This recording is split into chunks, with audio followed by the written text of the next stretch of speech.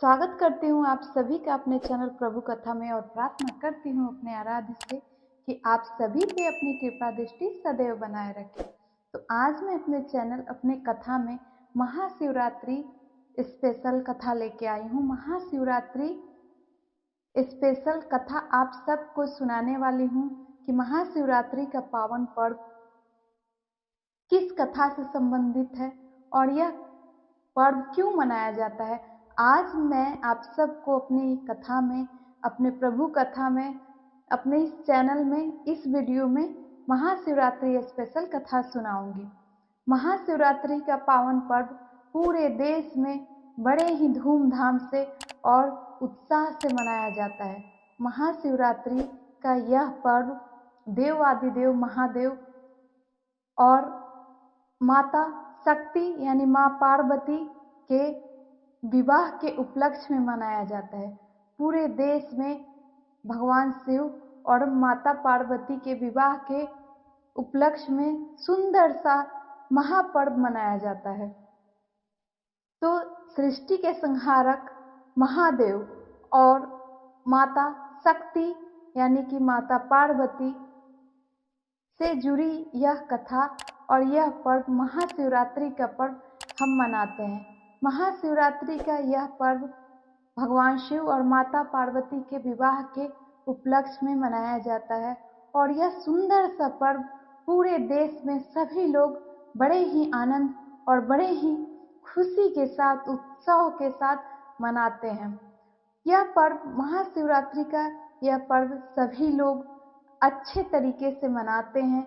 सब लोग इसमें व्रत रखते हैं, पूजा करते हैं, महादेव को जल अर्पण करते हैं, बेलपत्र चढ़ाते हैं और उनका पूजा करते हैं, उनकी कथा सुनते हैं, उनके विवाह का उत्सव मनाते हैं और महापर्व मना के, महाशिवरात्रि का यह पर्व मना के, उत्सव मना के हम सब भगवान शिव और माता पार्वती को स्मरण करते हैं और उनके विवाह का उत्सव मनाते हैं। तो आज मैं अपनी कथा में आप सबको भगवान शिव और माता पार्वती के इस विवाह का थोड़ा सा झलक, थोड़ी सी कथा आपको सुनाऊंगी। कैसे भगवान शिव और माता पार्वती का विवाह हुआ, कैसे देव आदिदेव और माँ पार्वती किस तरह मिले थे, किस तरह उनका मिलन हुआ और किस तरह उनका यह मिलन विवाह के रूप में परिवर्तित हुआ। तो आज मैं अपने चैनल में सारी कथा सुनाने वाली हूँ। तो महाशिवरात्रि स्पेशल में भगवान शिव और माता पार्वती की यह कथा आप जरूर सुनिए और महाशिवरात्रि के दिन भगवान शिव और माता पार्वती का पूजा कीजिए और पूजा करके उनके विवाह का उत्सव मनाइए। तो भगवान शिव और माता पार्वती का विवाह होना बहुत ही कठिन था, क्योंकि भगवान शिव थे बिल्कुल अपने हमेशा समाधि में लीन रहा करते थे।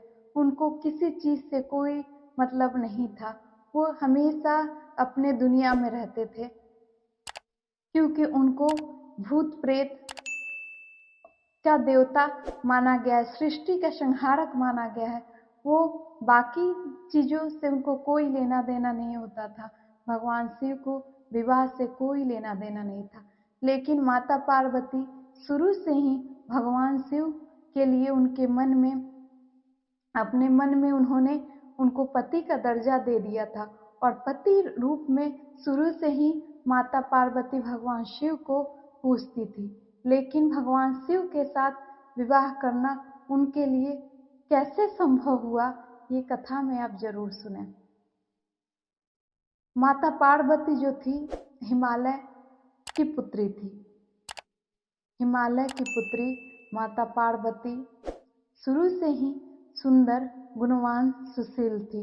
उनके पिता हिमालय चाहते थे कि वो अपनी पुत्री किसी ऐसे हाथ में दें कि जितनी सुंदर, गुणवान, सुशील वो है वैसा ही उनके लिए वर खोजा जाए, यानी कि सबसे अलग वर खोजा जाए।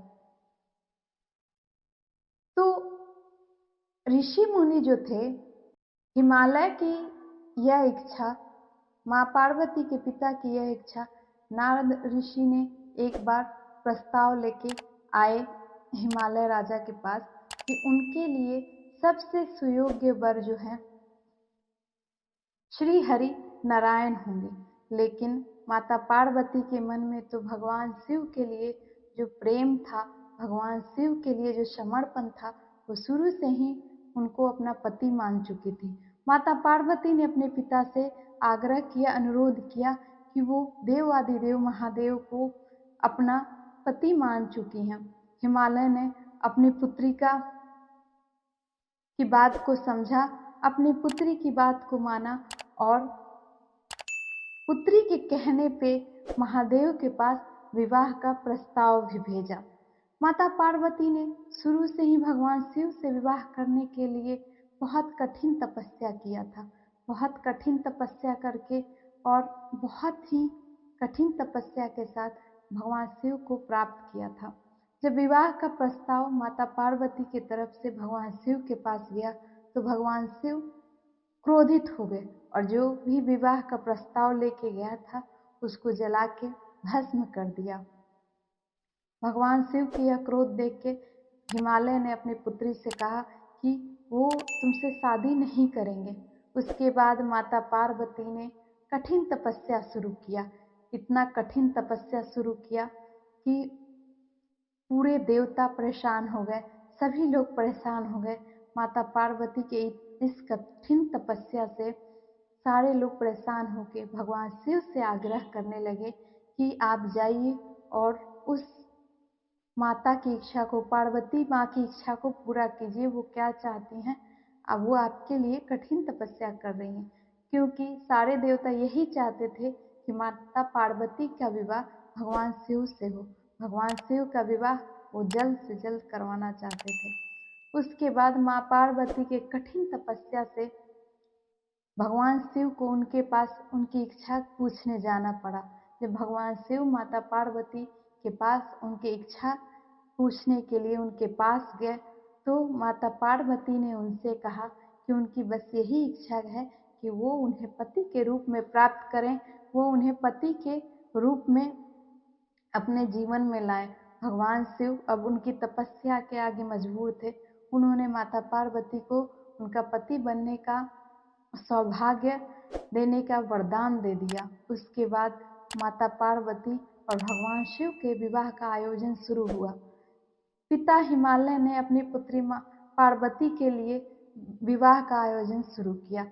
उधर भगवान शिव का भी सारे देवता मिलकर विवाह का आयोजन शुरू करने लगे। इधर दोनों तरफ विवाह का आयोजन शुरू होने लगा और विवाह का आयोजन शुरू होने लगा। एक दिन ऐसा आया कि भगवान शिव बारात लेके माता पार्वती के घर गए।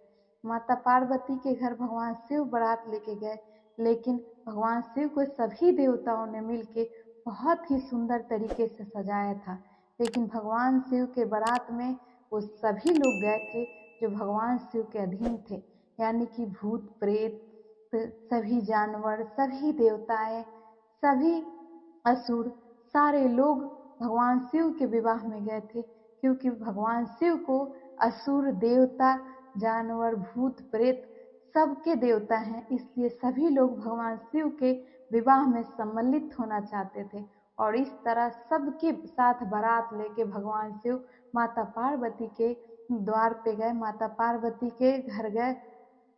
जब माता पार्वती की माँ ने देखा कि अरे यह कैसा दूल्हा है जिसके बारात में इस तरह के लोग आए हैं, भूत प्रेत असुर आए हैं, वो कैसा है, कैसे मेरी पुत्री को खुश रख सकता है। माता पार्वती की माँ बहुत घबरा गई। मैना देवी माता पार्वती की माँ बहुत घबरा गई और परेशान होने लगी अपनी पुत्री को लेके कि कैसे मेरी पुत्री इसके साथ खुश रह सकेगी। उसके बाद भगवान शिव से माता पार्वती ने प्रार्थना किया कि वो अपना एक सुंदर रूप दिखाएं, वो अपना एक सुंदर छवि मेरी माँ के सामने प्रकट करे, प्रस्तुत करे, जिससे मेरी माँ को यकीन हो जाए कि मैं आपके साथ खुश रह सकती हूँ। भगवान शिव ने उनका अनुरोध स्वीकार किया और अपना एक सुंदर सा छवि, अपना एक सुंदर मनमोहक सा छवि माता पार्वती की माँ के सामने, मैना देवी के सामने लाया। और जब माता पार्वती की माँ ने भगवान शिव का वो सुंदर सा रूप देखा, सभी लोगों ने जब भगवान शिव का वो सुंदर सा रूप देखा तो अत्यंत खुश हो गए।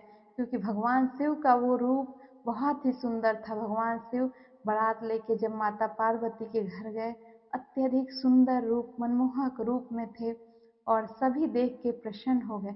भगवान शिव ने वचन भी दिया कि वो हर हाल में पार्वती माँ को खुश रखेंगे, पार्वती को खुश रखेंगे और हर हाल में पार्वती का साथ देंगे, उनको खुश रखेंगे, अपने पति होने का सारा धर्म निभाएंगे। और इस तरह भगवान शिव और माता पार्वती का मिलन हुआ। इस तरह महाशिवरात्रि के दिन भगवान शिव और माता पार्वती एक हुए और उनका सुंदर सा विवाह संपन्न हुआ। तो इस तरह भगवान शिव और माता पार्वती का विवाह हुआ था और इसके उपलक्ष्य में हम लोग महाशिवरात्रि का सुंदर सा पर्व मनाते हैं। महाशिवरात्रि का सुंदर सा पर्व मना के भगवान शिव और माता पार्वती के विवाह का सुंदर सा पर्व मनाते हैं। तो इस तरह मैंने आज आपको बताया कि किस तरह महाशिवरात्रि का पर्व मनाया जाता है, क्यों मनाया जाता है। महाशिवरात्रि के दिन हम भगवान शिव को खुश करने के लिए तरह तरह का पूजन करते हैं। उनको दूध चढ़ाते हैं, गंगा जल चढ़ाते हैं, गन्ने का रस चढ़ाते हैं, बेलपत्र चढ़ाते हैं।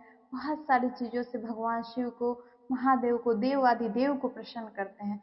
तो आप भी महाशिवरात्रि का ये सुंदर सा पर्व मनाइए और भगवान शिव और माता पार्वती के सुंदर से विवाह का सुंदर सा यह पर्व मनाइए। और विवाह के अवसर पे महाशिवरात्रि का जो पर्व मनाया जाता है, आप सब भी यह पर्व मनाइए और यह कथा जरूर सुनिए। महाशिवरात्रि से जुड़ी यह कथा जरूर सुनिए, आपको अच्छा लगेगा। तो मैं और भी बहुत सारी वीडियो आपके लिए, भक्ति वाली वीडियो लेके आने वाली हूँ। आप देखते रहिए मेरा चैनल प्रभु कथा। तब तक के लिए बोलते हैं जय श्री राधे राधे।